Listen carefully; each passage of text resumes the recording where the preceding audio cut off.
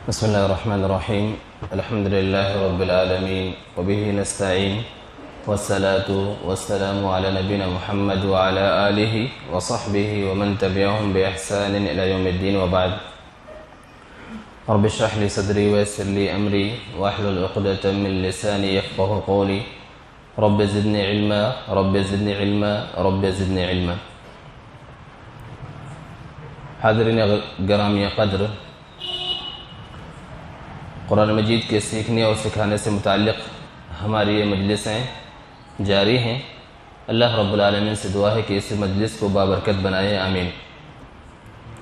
سابقہ درسوں میں ہم لوگوں نے سورہ فاتحہ کی 2 آیتوں سے متعلق کچھ باتیں سنی اور ہم نے جو ہے کچھ باتیں سیکھا ہے۔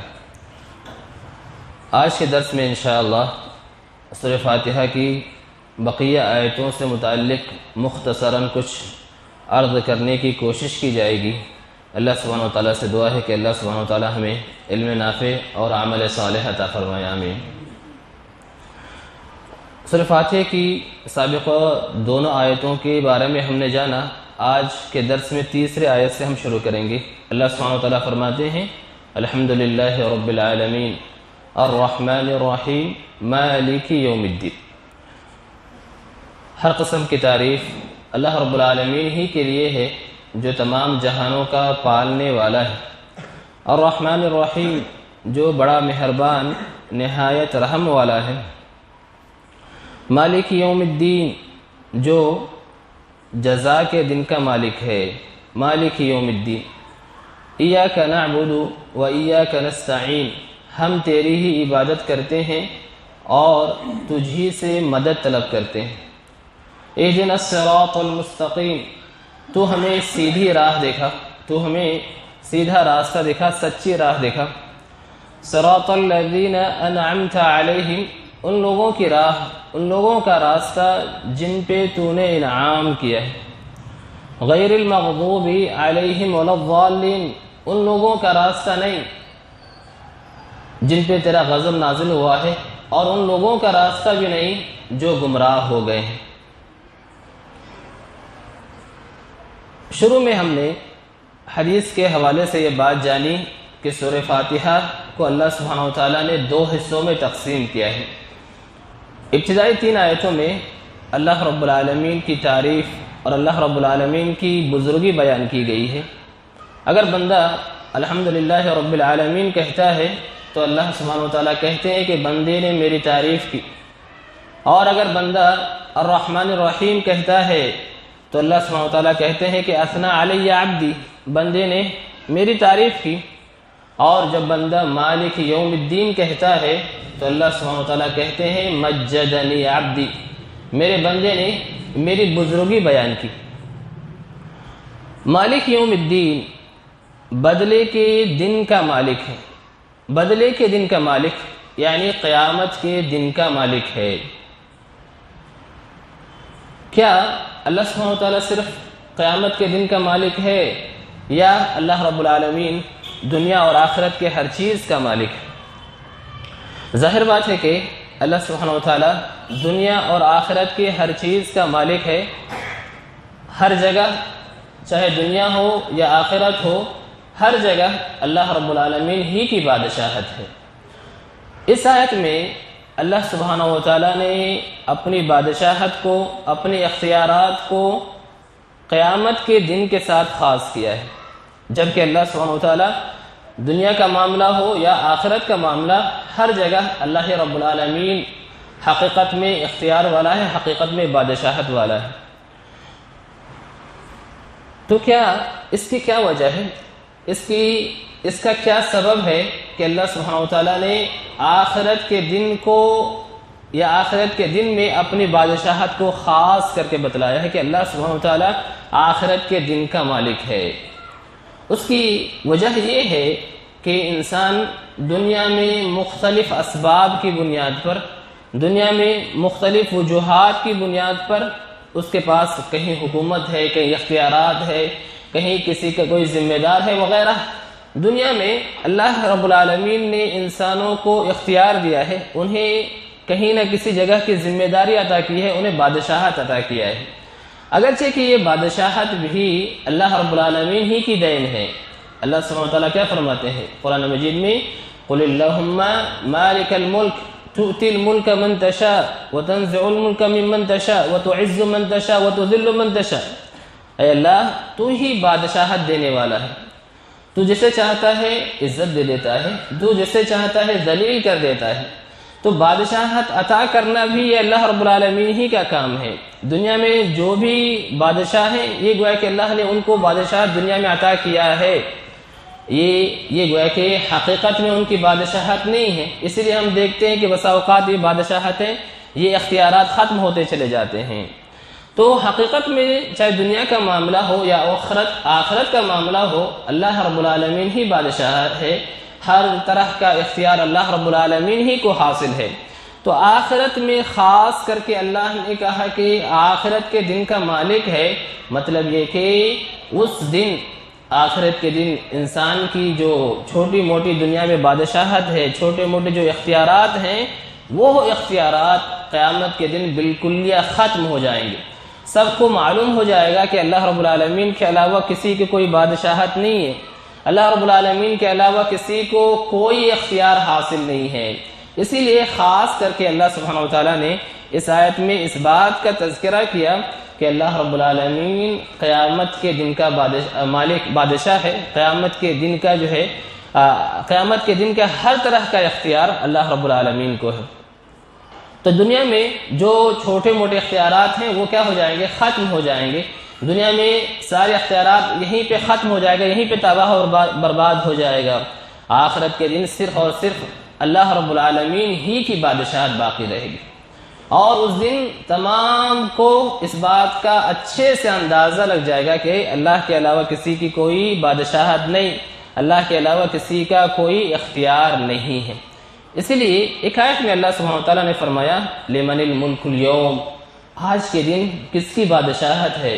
ظاہر بات ہے کہ قیامت کے دن کوئی جواب نہیں دے سکتے، وہاں پہ کسی کو بولنے کی بھی ہمت نہیں ہوگی، سارے خاموش ہوں گے۔ تو اللہ تعالیٰ خود جواب دیں گے یہ سوال کرنے کے بعد، لمن الملک اليوم للہ الواحد القہار، اسی اللہ کی آج بادشاہت ہے جو گویا کہ تنہا ہے اور تمام کو اپنی طاقت اور قوت سے جو ہے مقہور کرنے والا ہے۔ تو آخرت میں کسی قسم کی بادشاہت نہیں ہوگی۔ ایک حدیث کے اندر اللہ کے نبی صلی اللہ علیہ وسلم نے فرمایا کہ اللہ سبحانہ وتعالیٰ ایک ہاتھ میں زمین کو لے لیں گے اور ایک ہاتھ میں آسمان کو لے لیں گے اور سوال کریں گے کہ آج کس کی بادشاہت ہے اور دیگر بادشاہ کہاں ہیں؟ اللہ کے نبی صلی اللہ علیہ وسلم نے کیا فرمایا؟ اللہ کے نبی صلی اللہ علیہ وسلم فرماتے ہیں یقبض اللہ الارض ویطوی السماء بیمینہ ثم يقول انا الملك اين ملوك الارض اين الجبارون اين المتکبرون، متفق علیہ۔ اللہ کے نبی صلی اللہ علیہ وسلم نے فرمایا ایک ہاتھ میں اللہ سبحانہ وتعالیٰ زمین کو اپنے لے لیں گے، ایک ہاتھ میں یعنی داہنے ہاتھ میں آسمان کو لپیٹ لیں گے اور کہیں گے میں بادشاہ ہوں، انا الملک۔ این الملوک، کہاں ہے وہ لوگ جو دنیا میں اپنے آپ کو بادشاہ بتلاتے تھے؟ این الجبارون، کہاں ہے وہ لوگ جو گویا کہ بہت ہی زیادہ قوت و طاقت کا مظاہرہ کرتے تھے؟ این المتکبرون، وہ لوگ کہاں ہیں جو بہت ہی زیادہ تکبر کیا کرتے تھے؟ تو حقیقت میں جو بادشاہت ہے وہ اللہ رب العالمین ہی کی ہے، اور قیامت کے دن اس طرح کی چھوٹے موٹی جو بھی بادشاہت ہے یہ سارے کے سارے اللہ رب العالمین کی بادشاہت کے سامنے ختم ہو جائیں گے، بیکار ہو جائیں گے۔ اور قیامت کے دن ایسا ہے کہ کسی انسان کو کچھ بولنے کی ہمت بھی نہیں ہوگی۔ سورہ نبا میں اللہ سبحانہ وتعالیٰ نے کیا فرمایا؟ یوم یقوم الروح والملائکۃ صفا لا یتکلمون الا من اذن له الرحمن وقال صوابا، جس دن فرشتے اور جبرائیل علیہ السلام سارے کے سارے سب بستہ کھڑے ہوں گے، صف لگا کر کے کھڑے ہوئے ہوں گے۔ یوم یقوم الروح والملائکۃ صفا لا یتکلمون الا من اذن له الرحمن، وہی آدمی بول پائے گا جسے رحمان اجازت دے، اور صحیح بات کے علاوہ، درست بات کے علاوہ کوئی اور بات وہ کہہ نہیں سکتے۔ تو یہ قیامت کے دن کی بادشاہت ہے، اللہ رب العالمین کی حکومت ہے، اور اللہ رب العالمین کی بادشاہت کا اظہار بہت ہی اچھے انداز میں ہو جائے گا۔ اس لیے اللہ سبحانہ وتعالیٰ نے اس آیت کے اندر کہا مالک یوم الدین، کہ اللہ سبحانہ وتعالیٰ کیا ہے؟ قیامت کے دن کا مالک ہے، بدلے کے دن کا مالک ہے۔ یہ جو آیت کے اندر جو لفظ دین آیا ہوا ہے، قرآن میں اگر ہم دیکھتے ہیں تو لفظ دین کئی معنی میں مستعمل ہوتا ہے۔ ایک دین یعنی دین اسلام، مکمل دین تو اس کو بولا جاتا ہے، جیسے کہ اللہ نے کہا ان الدین عند اللہ الاسلام، اللہ کے پاس کوئی پسندیدہ دین ہے تو وہ گویا کہ دین اسلام ہے۔ ایک ہوتا ہے حساب و کتاب کرنا، اپنا محاسبہ کرنا، انسان اپنا جو ہے حساب و کتاب کرے، اپنا محاسبہ کرتے رہے، اپنی غلطیوں کو وہ چیک کرتا رہے کہ اس کے پاس کیا غلطیاں ہیں، کیا گناہ ہیں۔ اس لیے حدیث کے اندر کیا آیا؟ الکیس من دان نفسہ وعمل لما بعد الموت، حقیقت میں ہوشیار وہ ہے جو اپنا محاسبہ کرے اور مرنے کے بعد کی جو زندگی ہے اس کے لیے تیاری کرے۔ الکیس من دان نفسہ وعمل لما بعد الموت، مرنے کے بعد کی جو زندگی ہے اور ہمیشہ ہمیشہ کی زندگی ہے، حقیقت میں ہوشیار آدمی وہی ہے جو مرنے کے بعد کی زندگی کے لیے تیاری کرتا ہے اور اپنے نفس کا محاسبہ کرتا ہے۔ اور ایک مطلب ہوتا ہے بدلہ دینا، بدلہ دینا، جیسے کہ یہاں پہ اللہ رب العالمین نے کہا مالک یوم الدین، یعنی بدلے کے دن کا مالک ہے۔ اب آیت میں غور کریں کہ اللہ سبحانہ وتعالیٰ نے کہا کہ بدلے کے دن کا مالک ہے، یعنی اس دن ہر انسان کو اس کے عمل کا پورا بدلہ دے دیا جائے گا، ہر انسان کو اس کے عمل کا اس دن پورا بدلہ دے دیا جائے گا۔ اسی لیے سورہ زلزال میں کیا فرمایا اللہ سبحانہ وتعالیٰ نے؟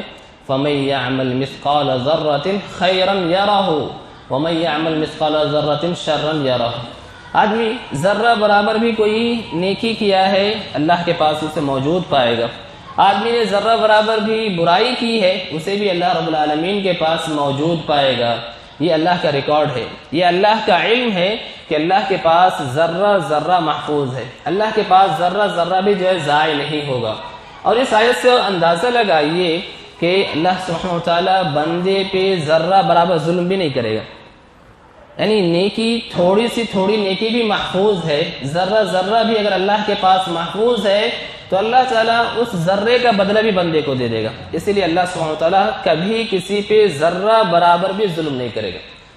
یعنی چھوٹی چیزیں ہوں ہم تجاوز کر جاتے ہیں، چلو جانے دو، معمولی چیز ہے، اس کا کیا فائدہ ہوگا، کچھ نہیں ہوگا، لیکن اللہ کے پاس ایسا معاملہ نہیں ہے۔ اگر ہم نے معمولی سی نیکی بھی کی ہے، اگر ہم نے معمولی سا گناہ بھی کیا ہے تو وہ سارے اللہ کے سامنے اللہ کے پاس ریکارڈ میں محفوظ ہوں گے۔ تو اللہ کسی کو ہرگز ظلم نہیں کرے گا۔ ان اللہ لا یظلم الناس مثقال ذرہ، قرآن میں دوسری آیت میں فرمایا کہ اللہ تعالیٰ کسی آدمی پہ ذرہ برابر بھی ظلم نہیں کرے گا۔ وَإِن تَكُ حَسَنَةً يُضَاعِفْهَا، اور اگر کوئی نیکی ہوگی تو اللہ کی مہربانی یہ ہوگی کہ اللہ تعالیٰ اس کی نیکی کو بڑھا کر کے دے گا۔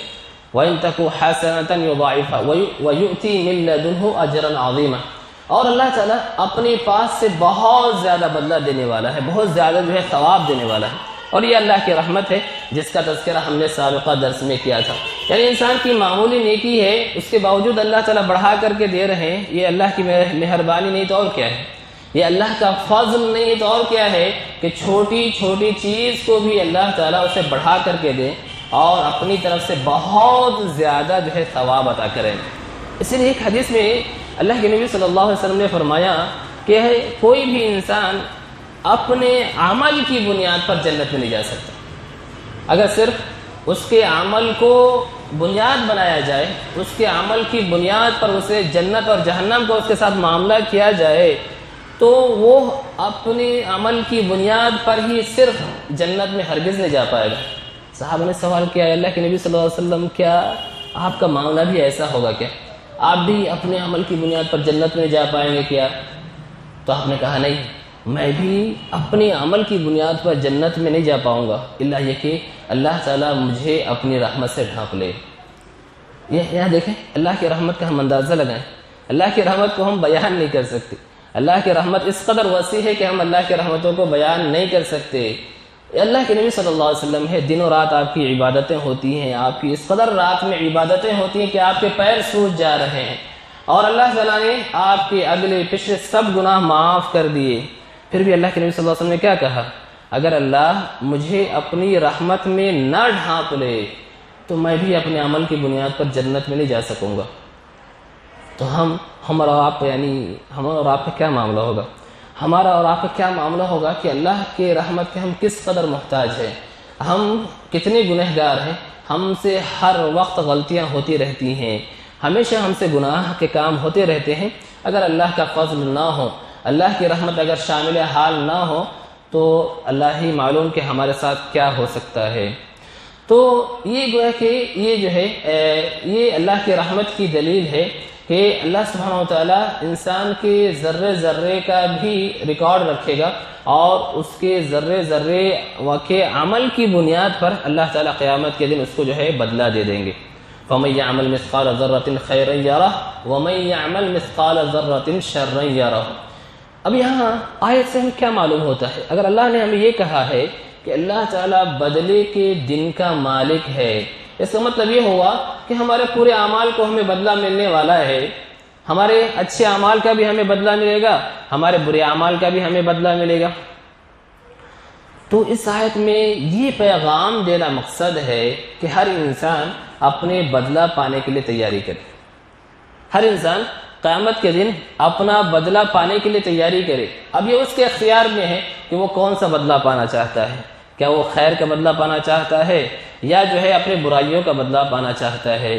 ہم اس کے انداز سے جو ہے تیاری کریں۔ ظاہر بات ہے کہ کوئی قیامت کے دن اللہ تعالیٰ سے برائیوں کا بدلہ پانا نہیں چاہتا، ہر انسان چاہتا ہے کہ اللہ کے پاس اسے اچھا بدلہ ملے، نیکیوں کا انبار لے کر کے وہ اللہ رب العالمین کے پاس آئے۔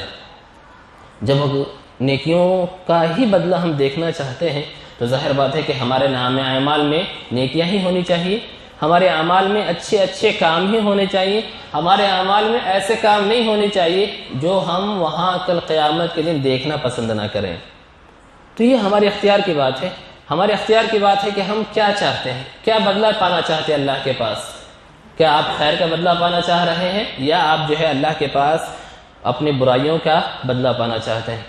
تو ہم چاہتے ہیں کہ اللہ ہمارے نیک اعمال کا ہمیں بدلہ دے، ہمارے برائیوں سے تجاوز کر جائے، لہٰذا ہماری یہ کوشش ہونی چاہیے کہ ہم کیا کریں، ہم جو ہے اپنے نامہ اعمال کو نیک اعمال سے ہی جو ہے بھر لیں۔ تو مالک یوم الدین اللہ تعالیٰ جو ہے قیامت کے دن کا مالک ہے، بدلے کے دن کا مالک ہے۔ اس سے ہی پتہ چلتا ہے کہ جب ہر انسان کو بدلہ ملنے والا ہے تو اسے اپنے بدلہ پانے کے لیے اسے تیاری بھی کرنی چاہیے۔ مالک یوم الدین میں ہمیں یہ بات بھی معلوم ہوتی ہے کہ قیامت کے دن جو کچھ بھی ہونے والا ہے ہمیں اس پر ایمان بھی رکھنا ہے۔ قیامت کے دن جو بھی ہونے والا ہے، حساب کتاب کا معاملہ ہو، لوگوں کے قبروں سے اٹھائے جانے کا معاملہ ہو، صراط سے گزرنے کا معاملہ ہو، اللہ کے سامنے پیشی کا معاملہ ہو، جنت میں یا جہنم میں جانے کا معاملہ ہو، جو بھی معاملات قیامت کے دن میں ہونے والے ہیں ان تمام معاملات پہ ہمارا ایمان بھی ہونا چاہیے، ہمارا ایمان بھی ہونا چاہیے۔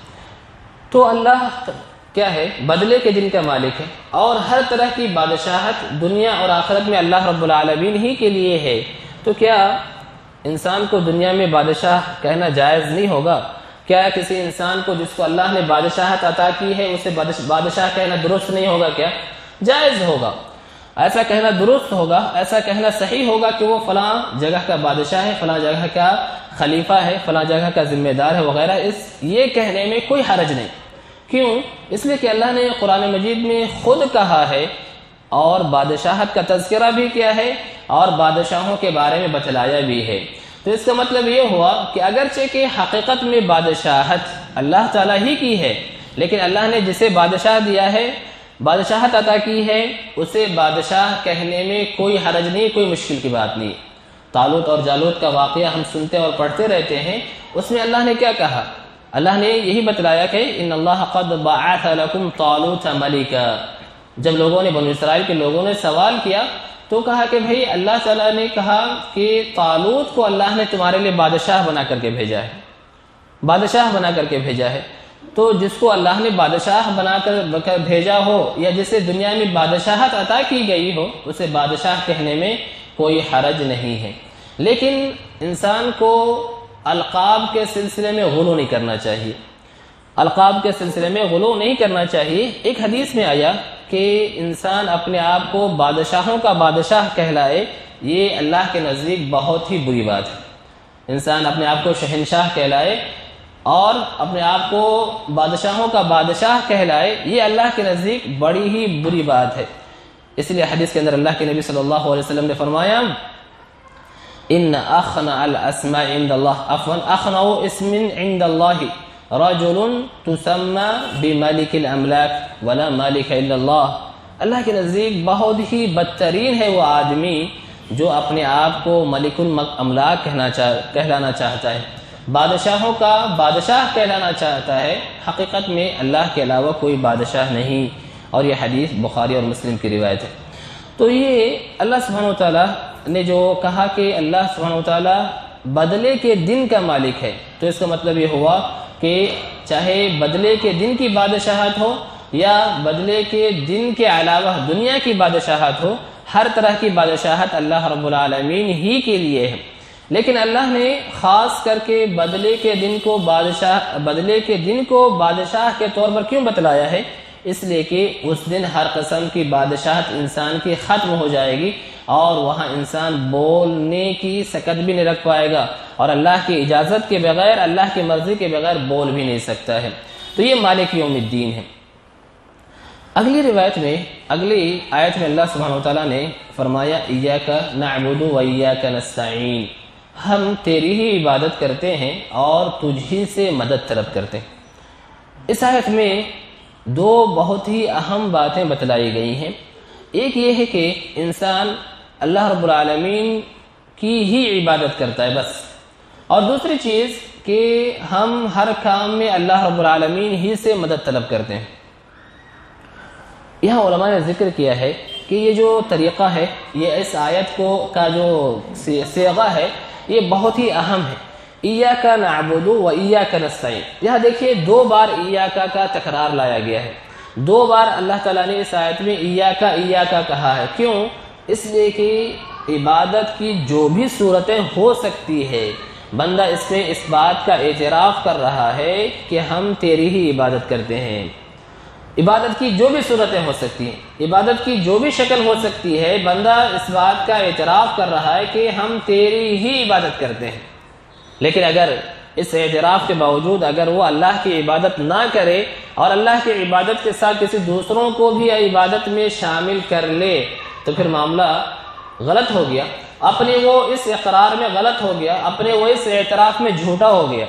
ہم تیری ہی عبادت کرتے ہیں، یعنی اللہ کی ہی عبادت کرتے ہیں۔ اگر یہاں کوئی یہ کہے کہ ہم تیری بھی عبادت کرتے ہیں تو سراسر شرک ہو گیا۔ ہم تیری بھی عبادت کرتے ہیں، اگر کوئی ایسا کہتا ہے تو اس کا مطلب یہ ہوا کہ یہ تو شرک ہے۔ ایسا کیوں؟ ایسا اس لیے کہ عبادت کا جو حق ہے وہ اللہ کے علاوہ کسی اور کا حق نہیں ہے۔ تو ہم کہتے ہیں کہ تیری بھی عبادت کرتے ہیں، اس کا مطلب یہ ہوا کہ تیری بھی عبادت کر رہے ہیں اور تیرے علاوہ کسی اور کی بھی ہم عبادت کرتے ہیں۔ تو یہ عبادت میں اخلاص کہاں ہوا؟ توحید کہاں ہوا؟ ہم کہہ رہے ہیں کہ ہم تیری ہی عبادت کرتے ہیں، یا ہم کہہ رہے ہیں کہ ہم تیری بھی عبادت کرتے ہیں۔ تو یہاں دیکھیے ایک کلمے کے اضافے سے، ایک لفظ کے اضافے سے معنی بالکل مختلف ہو جاتا ہے اور انسان توحید سے ہٹ کر کے شرک میں چلا جاتا ہے۔ انسان ایک لفظ کی وجہ سے توحید سے ہٹ کر کے شرک میں چلا جاتا ہے۔ اگر یہ کہتے ہیں ہم تیری ہی عبادت کرتے ہیں، توحید ہے، یہ توحید ہے۔ لیکن اگر کوئی آدمی یہ کہے ہم تیری بھی عبادت کرتے ہیں تو اس کا مطلب یہ ہوا کہ وہ جو ہے شرک کا مرتکب ہو گیا، اس لیے کہ اس نے صرف اور صرف اللہ کی عبادت نہیں کی۔ اور عبادت کیا ہے؟ عبادت ہر وہ کام جو اللہ تعالیٰ کو پسند ہے، ہر وہ کام جس کے کرنے سے اللہ رب العالمین خوش ہوتے ہیں، ہر وہ کام، چاہے وہ انسان زبان سے بول کر کے ادا کر رہا ہو، یا انسان اپنے اعضاء سے کرتا ہو، یا وہ ظاہری ہو یا باطنی، ان تمام چیزوں کو عبادت کہا جاتا ہے۔ ان تمام چیزوں کو عبادت کہا جاتا ہے کہ انسان کہے نماز پڑھتا یہ بھی عبادت ہے، انسان مثلا مختلف ذکر و اذکار کرتا ہے یہ بھی عبادت ہے، دل میں اللہ رب العالمین کی عظمت کا تصور لاتا ہے یہ بھی گویا کہ عبادت ہے، لا الہ الا اللہ کہتا ہے یہ بھی عبادت ہے۔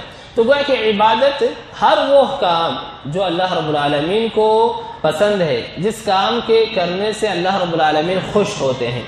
یہاں غور کریں، ایاک نعبد و ایاک نستعین، یعنی ہم تیری ہی عبادت کرتے ہیں اور تجھ سے ہی مدد طلب کرتے ہیں۔ دوسری بات یا دوسرا جو جملہ اس آیت کے اندر ہے وہ اللہ رب العالمین سے مدد طلب کرنا ہے۔ انسان کو ہر معاملے میں اللہ رب العالمین سے ہی مدد طلب کرنی چاہیے، انسان کو ہر معاملے میں اللہ رب العالمین سے ہی مدد طلب کرنی چاہیے، اگرچہ کہ وہ معاملہ انسان کا دنیاوی معاملہ کیوں نہ ہو۔ اگر انسان کی دنیاوی معاملات ہے تو بھی انسان کو اللہ سے ہی مدد طلب کرنی چاہیے۔ اللہ کے نبی صلی اللہ علیہ وسلم نے اپنے بھتیجے عبداللہ ابن عباس رضی اللہ عنہما کو کیا سکھلایا؟ وَإِذَا سَأَلْتَ فَاسْأَلِ اللَّهِ، مانگنا ہو تو اللہ سے مانگو، وَإِذَا اسْتَعَنْتَ فَاسْتَعِنْ بِاللَّهِ، اور اگر آپ کو مدد طلب کرنی ہے تو بھی اللہ سے مدد طلب کرو۔ تو ہر کام میں انسان کو اب اللہ رب العالمین ہی سے مدد طلب کرنی چاہیے، چاہے وہ اس کے دنیاوی معاملات ہو، چاہے وہ اس کے اخروی معاملات ہو۔ یہاں عبادت اور استعانت کا کیا تعلق ہے؟ دو چیزوں کو اللہ نے ایک آیت میں ذکر کیا، عبادت اور استعانت۔ حالانکہ جو مدد طلب کرنے کا جو معاملہ ہے نا، وہ بھی عبادت ہی میں شامل ہے، یعنی اللہ سے مدد طلب کر رہے، یہ بھی تو عبادت ہے اللہ کی۔ اللہ سے مدد طلب کرنا بھی اللہ ہی کی عبادت ہے، اور عبادت بھی اللہ ہی کی عبادت ہے۔ تو عبادت سے ہٹا کر کے اللہ نے خاص کر کے اس کا تذکرہ کیوں کیا؟ اس لیے کہ انسان کی جب اللہ مدد نہ کرے تو انسان ایک قدم بھی آگے نہیں چل پائے گا۔ انسان کی اگر اللہ مدد نہ کرے، انسان کی اللہ کی مدد شامل حال نہ ہو انسان کی ہر حال میں، تو انسان گویا کہ ایک قدم بھی آگے نہ چل پائے، کچھ کر نہ پائے۔ بغیر مدد کے اللہ کی انسان کچھ بھی نہیں کر پائے گا۔ انسان گویا کہ ہر حال میں اللہ رب العالمین کا محتاج ہے۔ تو جہاں انسان اپنے دنیاوی معاملات میں اللہ کا محتاج ہے، وہیں وہ اس بات کا محتاج ہے کہ عبادت کے مسائل میں بھی اللہ رب العالمین اس کی مدد کرے، عبادت کی اس کی توفیق دیں، عبادت کو صحیح طریقے سے انجام دینے کے لیے بھی اللہ رب العالمین اس کی مدد کرے، تبھی جا کر کے بندہ اللہ رب العالمین کی حقیقت میں عبادت کر پائے گا۔ یہاں سوال یہ پیدا ہوتا ہے کہ اگر اللہ رب العالمین ہی سے مدد طلب کرنی چاہیے تو کیا ہم آپس میں ایک دوسرے سے جو مدد طلب کرتے ہیں کیا وہ درست نہیں ہوگا؟ کیا وہ درست ہوگا، جائز ہوگا؟ کب؟ ایسی چیزوں میں جائز ہوگا جو ہمارے اختیار میں ہیں، جو ہمارے بس میں ہیں۔ اللہ تعالیٰ نے ہمیں خود آپس میں ایک دوسرے کی مدد کرنے کو کہا ہے، اللہ تعالیٰ نے ہمیں خود آپس میں ایک دوسرے کی مدد کرنے کو کہا ہے۔ کیا کہا اللہ سبحانہ وتعالیٰ نے؟ وَتَعَاوَنُوا عَلَى الْبِرِّ وَالتَّقْوَى، تم لوگ کیا کرو؟ نیکی اور تقویٰ کے کاموں میں آپس میں ایک دوسرے کی مدد کرو۔ اس کا مطلب یہ ہوا کہ ہم آپس میں ایک دوسرے کی مدد کریں، ہم آپس میں ایک دوسرے کا ساتھ دیں، ہم آپس میں ایک دوسرے کی کا تعاون کریں۔ یہ خود اللہ رب العالمین کا حکم ہے۔ اللہ تعالیٰ ہمیں آپس میں ایک دوسرے کو کی مدد کرنے کی ترغیب دلاتے ہیں۔ اللہ کے نبی صلی اللہ علیہ وسلم نے حدیث میں کیا فرمایا؟ واللہ فی عون العبد ما کان العبد فی عون اخیہ، اللہ تعالیٰ اپنے بھائی کی مدد کرتا رہتا ہے جب بھائی ایک دوسرے بھائی کی مدد کرتا ہے۔ تو انسان کا آپس میں مدد کرنا، انسان کا آپس میں ایک دوسرے کا ساتھ دینا، تعاون کرنا اچھی بات ہے، شریعت نے اس کی ترغیب دلائی ہے۔ تو پھر یہاں اللہ تعالیٰ کہتے ہیں کہ ہم تجھ سے ہی مدد طلب کرتے ہیں، اس میں اور اس میں کیا فرق ہے؟ انسان دنیا کے ہر کام میں ایک دوسرے کی مدد لے سکتا ہے، جہاں آدمی ایک دوسرے کی مدد کر سکتا ہو اور وہ مدد کرنے والی چیز اس کے اختیار میں ہے۔ انسان کیا کر سکتا ہے؟ دنیا کے ہر کام میں مدد لے سکتا ہے۔ کب؟ جب وہ کام جو اس کے بس کی ہے، اس کے اختیار میں ہے کہ وہ اس کام میں اس کی مدد کرے۔ لیکن اگر یہ چیزیں غائب ہو جاتی ہیں، یہ شرطیں ہٹ جاتی ہیں، تو یہاں مدد طلب کرنا درست نہیں ہوگا۔ یعنی کوئی کسی سے مدد طلب کرتا ہے اور وہ اس چیز میں مدد طلب کرنے میں قادر نہیں ہے، ایسی چیزوں میں مدد طلب کرتا ہے جو اس آدمی کے بس میں نہیں ہے، یہ اللہ رب العالمین ہی کی بس میں ہے، تو گویا کہ ایسی چیزوں میں مدد طلب کرنا شرک ہو جائے گا۔ کوئی آدمی یہ کہے کہ مثلا میرے بچے کو بچی بنا دے، بچی کو بچہ بنا دے، گویا کہ یہ انسان کی بس کی بات ہے کیا؟ کوئی کہے کہ مثلا کسی مردے کو تم زندہ کر دو، کیا یہ انسان کے بس کی بات ہے کیا؟ تو یہ ایسے امور ہیں جہاں انسان کی طاقت اور بس کی بات نہیں ہے، تو ایسے کاموں میں انسان مدد طلب کرے جو اس کے اختیار میں نہیں ہے، جو اس کے بس میں نہیں ہے، یہاں مدد طلب کرنا شرک ہو جائے گا، یہاں مدد طلب کرنا کوئی کہ درست نہیں ہوگا۔ تو ان دونوں معاملات میں فرق کرنے کی ضرورت ہے کہ آپس میں ایک دوسرے کی مدد کرنے کی بہت اہمیت ہے، لیکن انسان ایسے معاملات میں مدد طلب نہ کرے جو معاملہ اللہ رب العالمین کے اختیار میں ہے۔ بہت سے لوگ جو ہے جا کر کے قبروں کے پاس، مزاروں کے پہ جا کر کے بہت سے لوگ جو ہے ایسے مدد طلب کرتے ہیں جو اللہ رب العالمین کے اختیار کی بات ہے، تو وہ اپنے عمل کو چیک کر سکتے ہیں کہ کیا یہ ہمارا عمل درست ہے، کیا ہم واقعی اللہ رب العالمین سے مدد طلب کر رہے ہیں، یا ہم ایسے اعمال میں مدد طلب کر رہے ہیں جو اللہ رب العالمین کا اختیار ہے اور ہم غلط جگہ پہ پہنچے ہوئے ہیں۔ تو یہ انسان عبادت میں بھی اللہ رب العالمین کی مدد کا محتاج ہے۔ اللہ کی مدد کے بغیر انسان جو ہے اللہ کی کما حقہ عبادت بھی نہیں کر پائے گا۔ اللہ کے نبی صلی اللہ علیہ وسلم نے اگلی آیت میں اللہ سبحانہ وتعالیٰ نے فرمایا اہدنا الصراط المستقیم، ہمیں کیا کر سیدھی راہ دکھا، ہمیں سیدھا راستہ دیکھا۔ اور یہ سیدھا راستہ ہے کیا؟ یہ سیدھا راستہ کیا ہے؟ اسلام ہے، دین اسلام ہے، جس کو اللہ سبحانہ وتعالیٰ نے سیدھے راستے سے تعبیر کیا ہے اور کہا ہے کہ ہمیں سیدھی راہ دکھا، ہمیں سیدھا راستہ دکھا۔ اور یہ سیدھا راستہ جو ہے نا، یہ اسلام سے عبارت ہے۔ ایک حدیث کے اندر اللہ کے نبی صلی اللہ علیہ وسلم نے جو سیدھے راستے کی مثال بیان کی اور بعد میں اس کی تفسیر کی، وہ تفسیر اللہ اور اللہ کے نبی صلی اللہ علیہ وسلم نے اسلام ہی سے کیا۔ تو گویا کہ جو سیدھے راستے کی دکھانے کے لیے ہم دعا کرتے ہیں، ہم ہدایت طلب کرتے ہیں اللہ رب العالمین سے، وہ گویا کہ وہ اسلام ہی ہے۔ یہاں یہ بات جاننے کی ضرورت ہے کہ ہم ایک دوسرے کو راستہ بتلاتے ہیں، ایک دوسرے کی رہنمائی کرتے ہیں، ایک دوسرے کو گائیڈ کرتے ہیں۔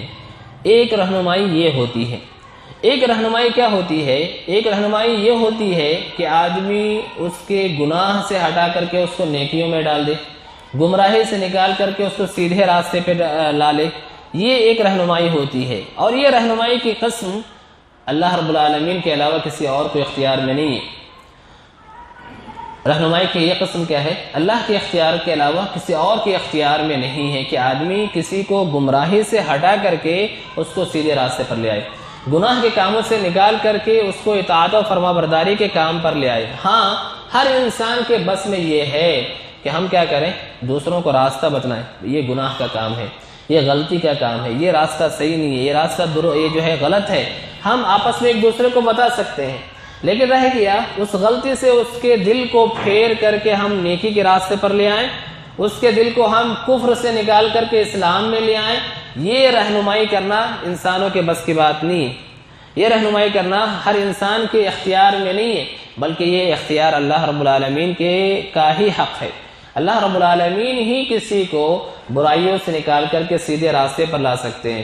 اللہ رب العالمین ہی کسی کو کفر سے نکال کر کے اسلام کے راستے پر لا سکتے ہیں۔ اس سے واضح مثال اس کی اور کیا ہو سکتی ہے کہ اللہ کے نبی صلی اللہ علیہ وسلم اپنے چچا ابو طالب کے اسلام لانے کے کتنے حریص تھے۔ کیا آپ نے ابو طالب کو اسلام کے بارے میں نہیں بتلایا؟ ضرور بتلایا ہے۔ آپ نے ضرور بتلایا کہ آپ کے یہ جو شرکی اعمال ہے یہ درست نہیں ہے، اللہ کے عبادت اللہ کا حق ہے، لیکن ان کو اسلام پر لانے نہیں لا سکے آپ صلی اللہ علیہ وسلم، اس لیے کہ یہ اختیار اللہ نے کسی اور کو نہیں دیا ہے۔ حتیٰ کہ اس کے مرض الموت میں بھی اللہ کے نبی صلی اللہ علیہ وسلم جو ہے کیا کرتے رہے؟ کوشش کرتے رہے کہ آخر وقت تک بھی کیا کر لیں، وہ اسلام قبول کر لیں، لیکن ایسا نہیں ہو پایا، ایسا نہیں ہو پایا۔ اور وہ مرنے کے وقت یہ کہتے ہوئے مر گیا، کیونکہ وہاں پہ ابو جہل اور عبداللہ ابن امیہ یہ دونوں لگے ہوئے تھے کہ وہ کیا کرے، وہ جو ہے اپنے دین پر ہی مرے، اور مرتے مرتے انہوں نے یہی کہہ کے وہ وفات پایا علی دین عبد المطلب، میں عبد المطلب کے دین پر جو ہے مر رہا ہوں۔ تو یہاں غور کیجیے اس واقعے میں کہ اللہ کے نبی صلی اللہ علیہ وسلم نے ان کے لیے کتنی کوشش کی، بارہا جو ہے آپ یہ کہتے رہے کہ آپ ایک مرتبہ لا الہ الا اللہ کہہ دیجئے، میں اللہ کے پاس آپ کے لیے جو ہے بحث و مباحثہ کروں گا، آپ کے لیے میں اللہ کے پاس دلیل بنوں گا، آپ کے لیے حجت کروں گا۔ لیکن جو ہے یہ نہیں کیا نہیں ہو پایا، وہ ایک مرتبہ بھی لا الہ الا اللہ نہیں کہہ پائے۔ تو ہم یہاں سمجھ سکتے ہیں کہ ایک ہوتا ہے اس کو راستہ بتانا، یہ راستہ صحیح ہے، یہ راستہ غلط ہے، لیکن اس کو اس چیز کی توفیق دے دینا، اس کے دل میں ڈال دینا، یہ ہمارا اختیار میں نہیں ہے، یہ اللہ رب العالمین ہی کے اختیار میں۔ تو یہ اہدنا الصراط المستقیم ہے۔ اگلی آیت میں اللہ سبحانہ وتعالیٰ نے کہا صراط الذین انعمت علیہم غیر المغضوب علیہم ولا الضالین، ہمیں سیدھی راہ بتا، ان لوگوں کی راہ نہ بتانا جن پہ تیرا غضب نازل ہوا ہے، اور نہ ان لوگوں کی راہ جو گمراہ ہیں۔ یہ اللہ تعالیٰ نے اس آیت کے اندر یہودیوں کا اور نصارہ کا تذکرہ کیا ہے۔ اس آیت کے اندر اللہ سبحانہ وتعالیٰ نے یہودیوں اور نصارہ کا تذکرہ کیا ہے۔ یہ لوگ گمراہ کیوں ہوئے اور جو ہے ان پر غصہ اللہ کا کیوں آیا؟ یہودیوں کے بارے میں یہ بات ہے کہ وہ جاننے کے باوجود اس پر عمل نہیں کرتے تھے۔ ان کی گمراہ ہونے کی وجہ کیا ہے کہ وہ جانتے ہوئے بھی اس کے برخلاف عمل کرتے تھے۔ یہ اس کی گمراہی کی وجہ ہے، اس کے مغضوب ہونے کی وجہ ہے، ان پر اللہ کا غصہ آنے کی وجہ ہے۔ رہ گیا عیسائی گمراہ کیوں قرار پائے کہ ان کے پاس علم تھا، ان کے پاس معلومات تھے، لیکن وہ اس الٹا ہو گیا۔ مغضوب کیوں ہے؟ مغضوب یہودی ہیں، ان کے پاس علم ہے، انہوں نے اس پر عمل نہیں کیا۔ نصارہ کیا ہے؟ یہ جو ہے ضالین ہے، یہ گمراہ ہیں، انہوں نے بہت سے اعمال کی، بہت سے نئے نئے کام کرنے کی کوشش کی، لیکن کیا نہیں تھا ان کے پاس علم نہیں تھا۔ تو ہر وہ آدمی جس کے پاس علم ہو لیکن وہ اس پر عمل نہ کرے، یا ہر وہ آدمی جس کے پاس علم نہ ہو اور وہ اپنی طرف سے مختلف کام کرے، وہ گویا کہ اس آیت میں دونوں مراد ہیں۔ تو یہ مغضوب اور ظالم کون کون ہیں؟ یہود اور نصارہ۔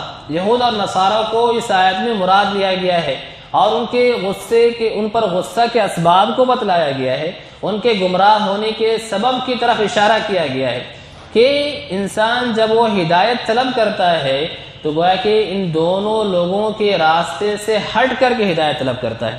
نہ تو یہودیوں کے راستہ اس کو مسلمان کو چاہیے، اور نہ ہی نصارہ کے راستے کی طرف رہنمائی چاہیے۔ تو دونوں راستوں سے ہٹا ہوا معاملہ مسلمانوں کا ہونا چاہیے۔ تو یہاں یہ تعلیم ہے کہ انسان کو صراط مستقیم پر چلنے کے لیے گویا کہ جہاں علم کی ضرورت ہے، وہیں اسے اس بات کی بھی ضرورت ہے کہ وہ ایسے کام نہ کرے، ایسے اسباب نہ اپنائے جو اس کو گمراہی کی طرف لے جائے، جو اس کو ایسے اعمال انجام دلوا دے جس کی وجہ سے اللہ رب العالمین کا غصہ اس پر نازل ہو۔ تو ہمیں جہاں صراط مستقیم کے مطالبے کی تعلیم دی گئی ہے، وہیں بندہ مومن اس بات کی تمنا کرتا ہے کہ وہ کیا کرے، ان دونوں راستوں سے جو ہے بچا ہوا رہے۔ یہاں یہ سوال یہ ہوتا ہے کہ اللہ کے نبی صلی اللہ علیہ وسلم، اللہ سبحانہ وتعالیٰ نے ہمیں ہر نماز کے اندر ہدایت طلب کرنے کا کیوں حکم دیا ہے؟ اس لیے کہ ہم ہر فرض نماز میں یہ دعا کرتے ہیں، اور اس کو پڑھے بغیر ہم آگے نہیں بڑھ سکتے، اور ہم اگر اس کو نہ پڑھیں تو ہماری عبادت بھی نہیں ہوگی۔ تو ہر نماز کے اندر انسان کو ہدایت طلب کرنے کا حکم دیا گیا ہے، اہدنا الصراط المستقیم۔ اگر ہم فرض نمازوں کو لیتے ہیں تو کم سے کم ہم 17 مرتبہ دن اور رات میں اس دعا کو پڑھتے ہیں، نفل نمازوں کے علاوہ ہے، اور بھی اگر کوئی نفل نمازوں کا اہتمام کرتا ہے تو اور بھی تعداد بڑھ جاتی ہے۔ تو اتنی مرتبہ ہدایت طلب کرنے کو جو کہا گیا ہے، اس کی کیا وجہ ہو سکتی ہے؟ اس کی ایک ہی وجہ ہے، اس میں اس آیت میں ہمیں یہ تعلیم معلوم ہوتی ہے کہ انسان کو ہدایت کی بہت زیادہ ضرورت ہے، انسان کو ہدایت کی بہت زیادہ ضرورت ہے۔ اللہ نے جو ہمیں یہاں تعلیم دی ہے، یہ اسی لیے کہ بارہا ہم ہر نماز میں اس کے ذریعے سے دعا کرتے ہیں، وہ اسی لیے کہ انسان کو ہدایت کی بہت زیادہ ضرورت ہے۔ اللہ سبحانہ وتعالیٰ نے قرآن مجید میں یہ آیت نقل کی ہے، الحمدللہ الذی ہدانا لہذا وما کنا لنہتدی لولا ان ہدانا اللہ۔ ہر قسم کی تعریف اللہ رب العالمین ہی کے لیے ہے جس نے ہماری اس چیز کی طرف رہنمائی کی، الحمدللہ الذی ہدانا لہذا وما کنا لنہتدی لولا ان ہدانا اللہ۔ ہم ہدایت پانے والے نہیں تھے اگر اللہ ہماری رہنمائی نہ کرتا۔ تو بندے کو اللہ کی رہنمائی کی، اللہ کی ہدایت کی بہت ضرورت ہے، اور اسی وجہ سے اللہ رب العالمین نے ہمیں ہر نماز کے اندر یہ دعا جو ہے سکھلائی ہے کہ ہم اس کے ذریعے سے دعا طلب کریں کہ اللہ تعالی ہمیں سیدھی راہ پر جو ہے باقی رکھے اور برقرار رکھے۔ اسی لیے اللہ کے نبی صلی اللہ علیہ وسلم نے ایک حدیث میں یہ بات فرمائی ہے، اور آپ صلی اللہ علیہ وسلم اس دعا کے ذریعے سے ہمیشہ دعا کرتے تھے، اللہم انی اسألک الہدی والتقی والعفاف والغنی۔ میں اللہ تجھ سے کیا کرتا ہوں، اللہم انی اسألک الہدی، میں تجھ سے ہدایت طلب کرتا ہوں۔ اگر نبی کریم صلی اللہ علیہ وسلم کو ہدایت کی ضرورت ہے تو ہم اور آپ کو کس قدر ہدایت کی ضرورت ہے۔ اور آیت کے اختتام پر، سورہ فاتحہ کے اختتام پر ہم جو ہے آمین کہتے ہیں، اور احادیث میں اس کی بڑی فضیلت آئی ہے۔